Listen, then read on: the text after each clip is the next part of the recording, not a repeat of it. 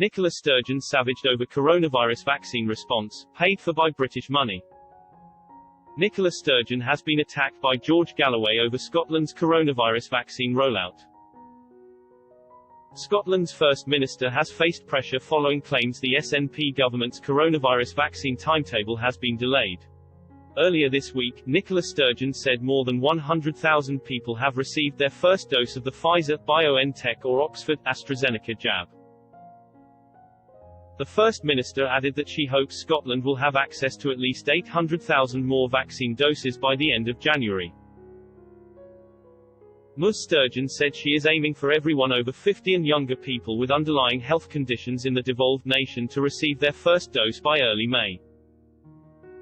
However, the First Minister's rivals called her out on an apparent contradiction as the SNP's Health Secretary said Scotland's entire adult population would be vaccinated by spring. George Galloway, a former MP and critic of the SNP party, blasted Ms. Sturgeon for her absurd vaccine response.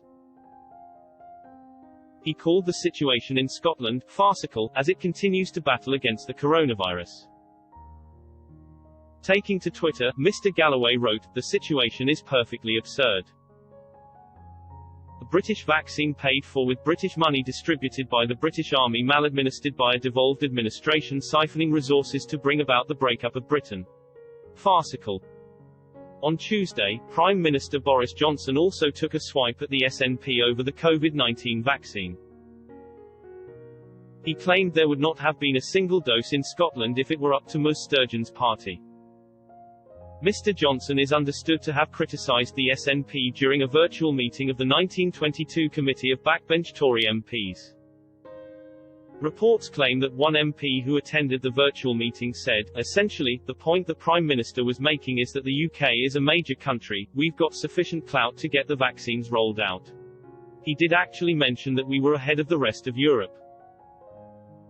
He said if it were up to the SNP, then there wouldn't have been a single vaccine delivered in Scotland. It was a UK effort, in other words, and needed the clout of a big government.